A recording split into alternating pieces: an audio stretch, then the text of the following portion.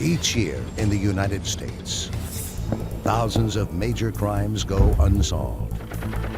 When the case has gone cold and police have nowhere to turn, they seek assistance from the public. This is a program dedicated to solving these cases. This is Crime Stoppers Case Files. Every year, crimes go unsolved here in Southern California. Loved ones are left waiting.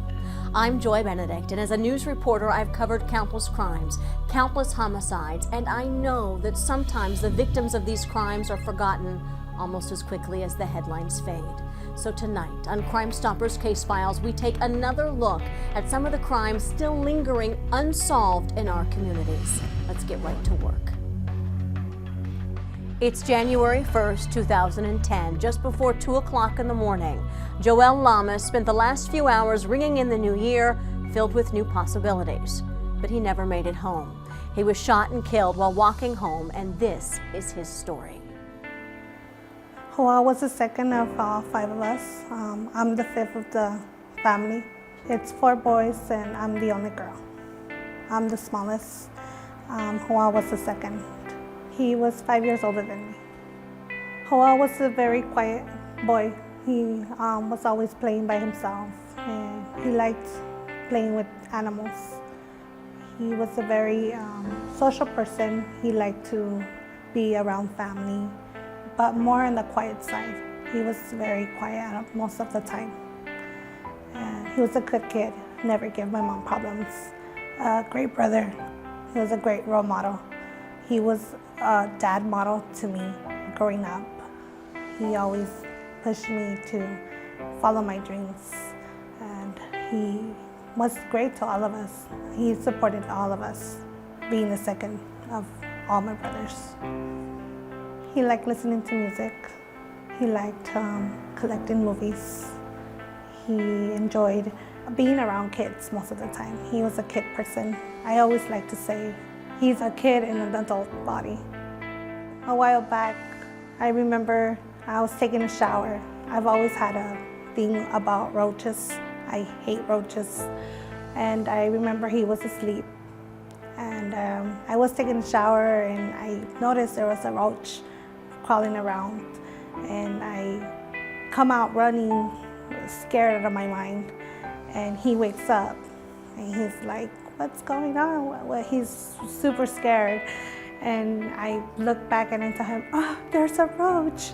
And he thought I was actually being attacked. His face was priceless. And I always go back and remember that day, and it always makes me laugh. 911, what is your emergency? Well, my emergency is we found somebody that he looks like he's hurt. He's in front of the house that's right next to ours. He's not moving. We don't want to approach him. I think a sheriff and an ambulance needs to get down here right away. On January 1st, 2010, the early morning hours, my partner and I were called out to the 7600 block of Kelton View Avenue in the city of Pico Rivera in regards to a male who was found shot laying on the sidewalk in front of a residence. When we arrived, we saw our victim, Joel Lamas, a Hispanic male, 27 years old, was laying on a grass parkway in front of a residence, suffering from a gunshot wound to the chest. He was pronounced deceased at the location. We believe, based on family that we have spoken to, that Mr. Lamas was either visiting friends in the area or may have attended a party in the area and then was walking home when he was shot. Mr. Lamas lived approximately 1 block away from where he was shot. We believe he was walking southbound on Kelton View Avenue from Warvale Street and was mid-block between Warvale and Trojan. He was on the west side of the street when unknown suspects approached him and shot him. Mr. Lamas collapsed on a grass parkway, which is just adjacent to the street, and where he was eventually discovered by other residents. It was 6 o'clock in the morning. I remember my husband putting my cell phone over my chest and telling me, "It's your brother Leo." I answered the phone and it was him yelling, screaming, crying. I couldn't really understand what he was saying. I told him to calm down. Finally, he had told me, "Joel got shot last night. Please come to his house." And he said, he's gone, he said. He said he's no longer with us.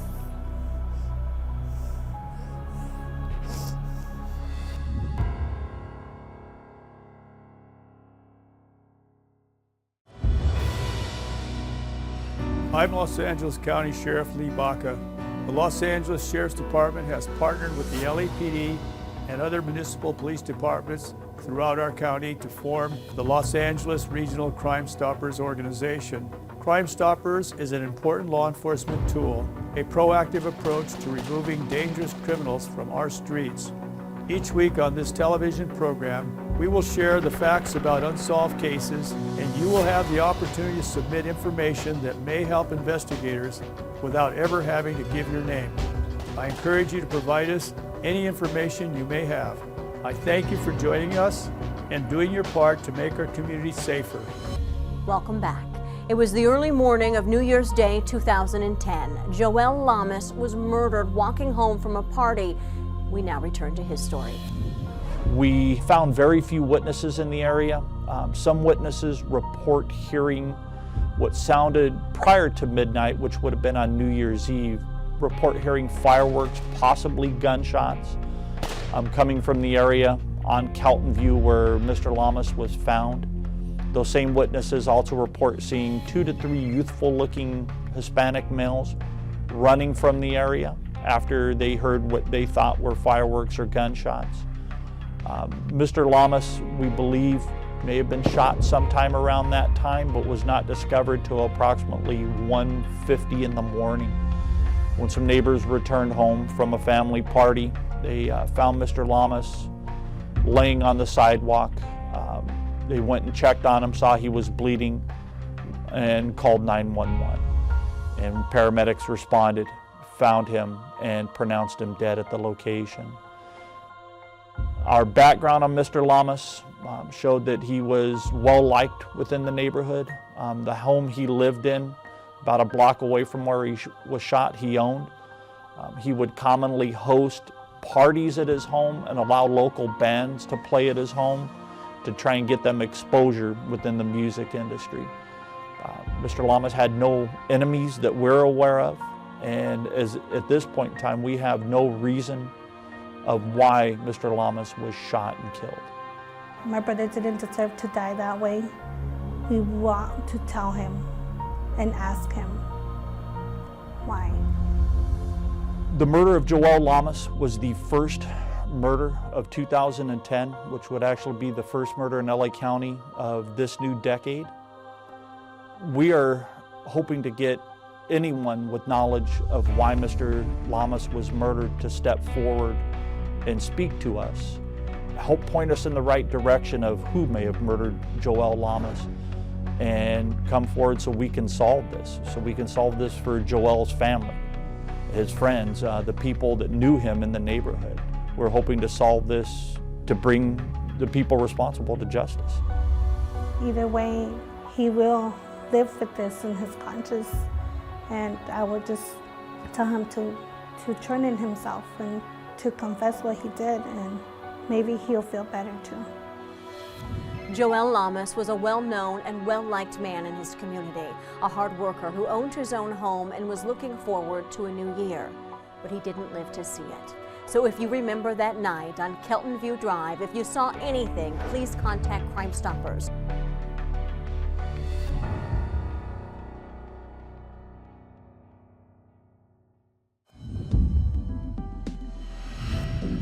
It's August 22nd, 2010.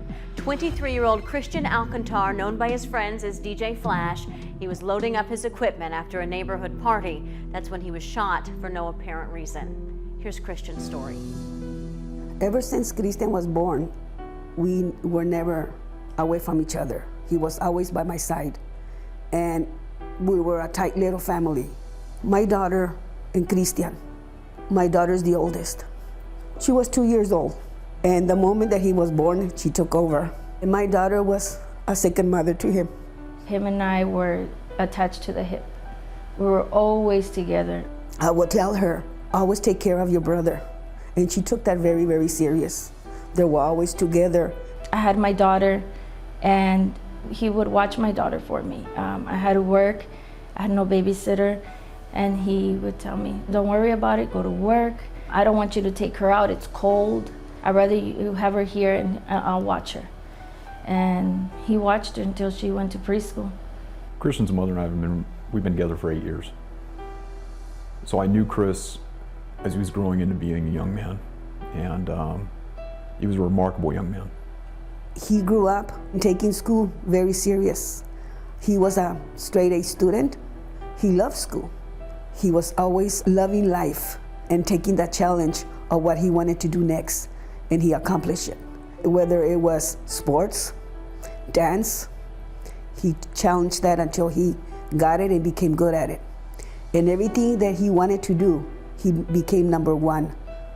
My brother started DJing with friends. One of my cousins had a little DJ system, and he started playing around with it, and he liked it. Little by little, he started buying his equipment here and there. It's very expensive, so he would buy one thing at a time. And when he had his whole thing already, he started going out and trying to make money. You know, we don't work during the summer. We both work for school, so we don't work during the summer, and that was basically what he was doing, just trying to make some extra money and just doing what he liked to do and listen to music and enjoy the music and play it for other people to enjoy the music. And that's what we would do every Friday nights. My brother, my mom, and I, we would sit on Fridays and dance and listen to music. I have so many videos of him dancing with his friends, with me, at weddings, at parties. And he would, wherever he would hear music, he would start dancing. And basically that's what you see in the videos, is him just dancing at any random place where he can dance. He was everything to me. He was, whenever I needed him, he was there. He just loved life. And to him, life was very important. And he always had a saying, don't ever hold a grudge. Don't ever hold a grudge, because you never know what's gonna happen tomorrow. And live life to its fullest. Live life like if today's your last day. On August 22nd of 2010, deputies from the East Los Angeles Sheriff Station responded to Sunol Avenue in regards to a gunshot victim at the location. Upon their arrival, they found a male Hispanic adult, Mr. Christian Alcantar, had sustained gunshot wounds. He was severely injured. Paramedics and fire department personnel responded and treated Mr. Alcantar at the scene. He was subsequently transported to an area hospital where he died as a result of his injuries. As a result of our investigation, we determined that there had been a party at a private residence adjacent to where the shooting took place. Mr. Alcantar, along with several of his friends, oftentimes act as DJs for small parties at family members and friends' homes for various functions, whether it be get-togethers or birthday parties or what have you. The party was just simply attended by friends and family members of this birthday party. It lasted till the wee hours in the morning, and at approximately 3 o'clock or so, Christian had begun to pack up his equipment and had started to load it into his vehicle. I believe there were speakers and some other audio equipment and cables and whatnot. And according to witness accounts, he was standing on the passenger side, loading from the passenger side of his vehicle, which was parked against the curb. The suspect vehicle, occupied by approximately 3 individuals, stopped very close to where Christian's vehicle was parked. And that's when the shooter fired multiple times, ultimately striking Christian. He fell as a result of the gunshot wounds onto the sidewalk adjacent to his vehicle. When the shots were fired, Christian's friend kind of ducked for cover in front of Christian's vehicle. And after the gunshots subsided, he ran over to see if he could render any aid, along with a couple other partygoers who actually began administering CPR. I received a call from my wife, and I remember picking up the phone and just hearing screaming in the background. And it was really hard for me to figure out what was going on. When I heard the words, "Ay Dios mío," he's gone, he's gone. Who's gone? And Christian's dead. Christian's dead.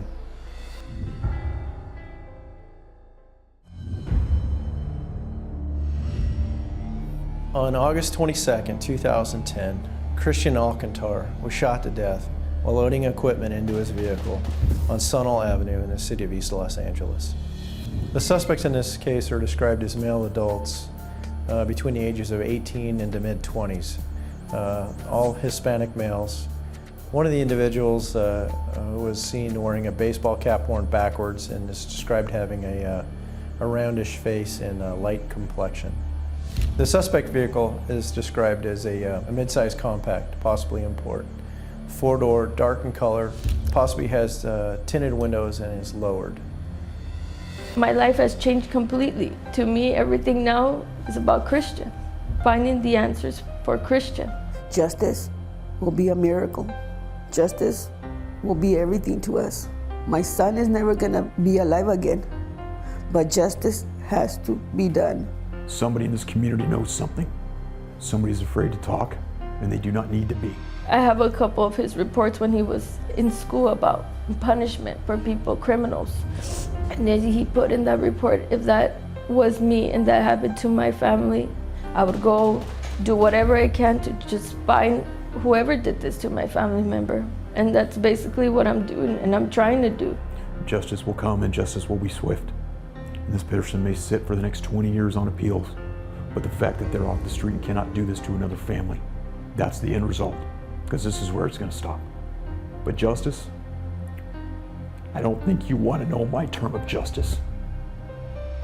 And as I pointed out earlier, this person may sit for the next 20, 25 years or more on appeals, and they can sit in their little 9x12 cell with their TV and their little commissary. But that box is where they will live, and that box is where they will die. Christian was a great kid. He was a student worker. He assisted in teaching at area elementary school. He was not known to be affiliated with any illegal activity, whether it be gang involvement or any other such illegal activity. He was just a good kid from everybody we've spoken with. After he passed away, I didn't want his things to just sit there. I didn't want it to be so quiet at the house. So now I started DJing. I do it for fun, but he got me into it and I love it. And I know it lives on with me. You know, I DJ now because of Chris. This family is suffering, but you can help. Police are looking for a thin, light-complected Hispanic male, 18 to maybe 22 years old. He was traveling in a dark, compact car. If you have any information that can help solve this case, call LA Regional Crime Stoppers. Thank you so much for joining us for this week's episode of Crime Stoppers Case Files. Remember, we are here every week with more crimes and more families needing answers.